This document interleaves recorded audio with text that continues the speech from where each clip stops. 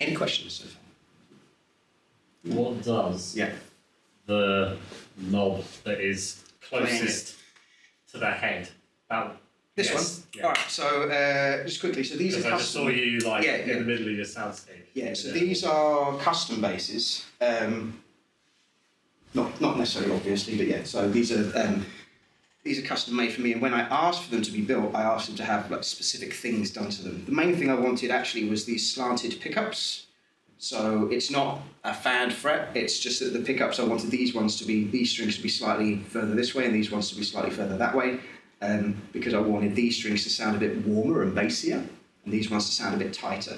And it seems to work kind of all right, because in my head, what I want is, it doesn't quite work in this room because it's quite boomy, but what I want is when I'm playing across the whole neck, I want it to sound essentially the same volume the whole way across the neck. I want to essentially have a built-in compressor. I've got a compressor on, but what I want is, without that, I want it to all the notes to be the same volume, like you'd have on a piano. You play all the notes and they're kind of the same volume. That's the idea. So controls I've got put on it is that's just your volume control. I had it put really close to here so that I can actually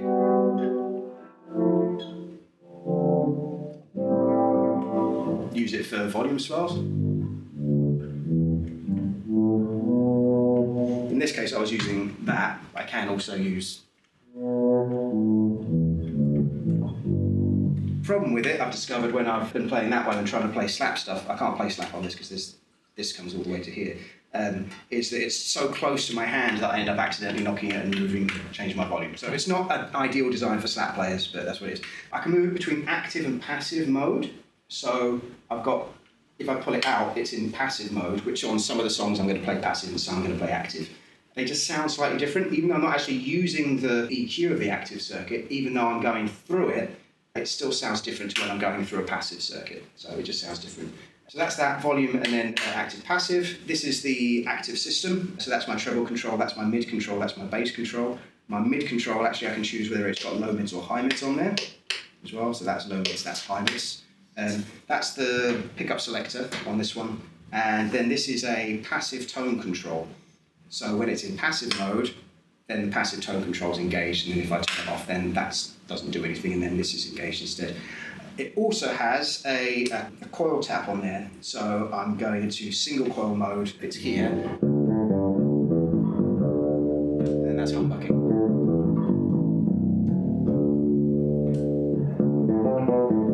So that would be your kind of, I guess, your kind of Jacko-y sound. Whereas I quite like it to be humbucking. I just prefer the low end tightness of the humbucking thing. So that's that one. Obviously the main point about it is it's headless as well. I did a tour once and the band came over from Canada. There's a band called Beyond Creation, and they were all playing headless instruments, the guitarist and the bass player, and the guitarist's guitar cases were like the size of violin cases. And the bass player's case was in a guitar case, and I was just like, I've got to get myself one of those because it was the easiest thing for them to try and move around basically. Plus one of my favourite musicians is Alan Holdsworth, and he likes the headless thing, so I thought I'd go for that. And what I like about it is the balance is so balanced essentially. I don't have any neck dive on it. I just kind of wear it and it doesn't go anywhere. I'm not kind of fighting that. I've got another custom mayonnaise bass with a big headstock, and I find every time I play it, kind of trying to stop it from neck diving, essentially. So, yeah, next thing I just want to mention then is neck knowledge, because I think that's one of the key things for me, essentially personally, to be able to move around the entire neck. And it sounds very basic, but essentially knowing what notes you're playing. So I like to think of trying to see the neck, it's going to sound really dumb, like a musical instrument, and not just as a place for you to put your fingers down. So a lot of people, you go online, you find a tab, and you go, oh, okay, so I put my finger there. Okay, so you put your finger there, but that's not necessarily playing musically. It is, but it's not. It's like painting by numbers or painting from technique, essentially. So the way I like to try and think about the neck is I'm almost imagining it like it's a piano from one end to the other, and not seeing it as a group of small little sections. So if I was to play, if people are playing different scales, they're normally case. That's C major. I've learned the fingering, therefore that is C major. I don't see the fingering as C major. The fingering is a consequence of playing the notes.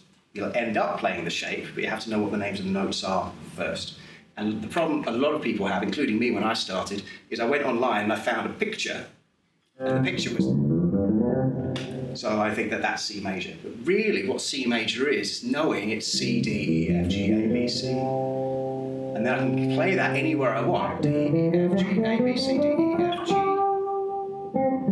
Because then I can play these notes in any order that I like and not kind of have any issues. Not have any issues with where I am. Because previously when I was thinking shapes and things, I'd be playing here.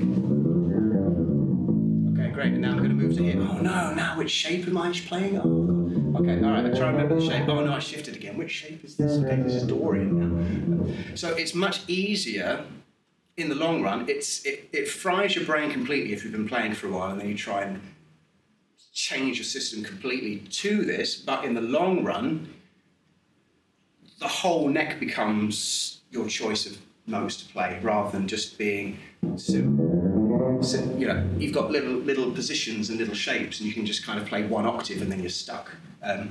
So as an exercise, great thing to do would be just to try and see if you can play on one string all of the notes in C major. So C major has no sharps and no flats. So the idea is to go up and down. You guys have seen me do this before. So it's just so the B string, let's say. So I'm going to go B, C, D, E, F, G, A, B, C, D, E, F, G, A, B. And then back down again. B, A, G, F, E, D, C, B, A, G, F, E, D, C, B. That's C major on that string. I can do it on the E string. E, F, G, A, B, C, D, E, F, G, A, B, C, D, E. But what I'm doing is I'm not looking and remembering where my fingers go and then saying the letter. I'm trying to make sure I'm prioritizing thinking of the letter in my head first before I play it. So I'm trying to think, okay, so where is E there? Where is F there? Where is G? Where is A, B, C, D, E? So I'm thinking of the letter before I play it. Because what that means is I can think of the letter, eventually I'll be able to go, that's an E, so F, G, B, C, I know it's going to sound like before I play it, G, C, E, D, C, B.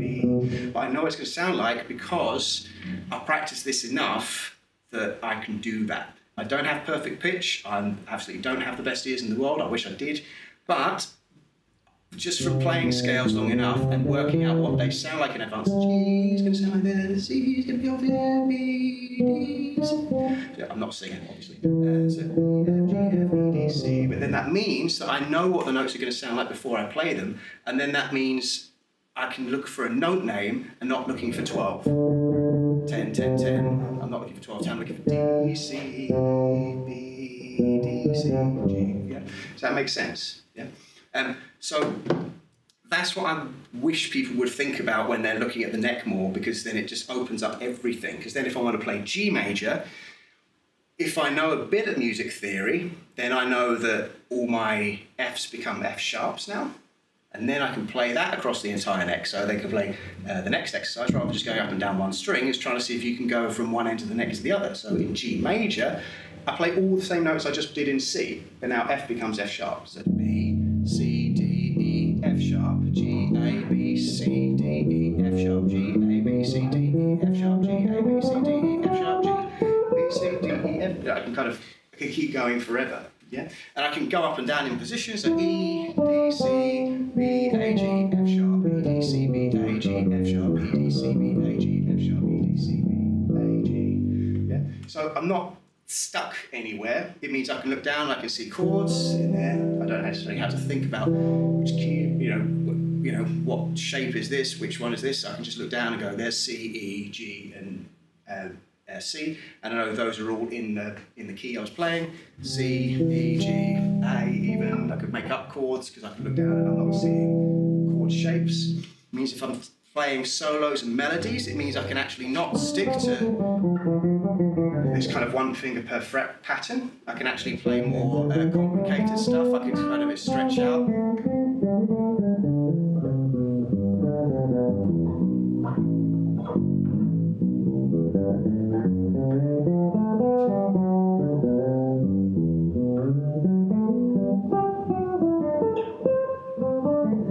so I can kind of play much wackier, weird fingerings because I'm looking down and seeing everything and not just, oh, which little tiny octave shape am I in? Does that make sense? Yeah. Any questions on any of that? Yes? When you're playing in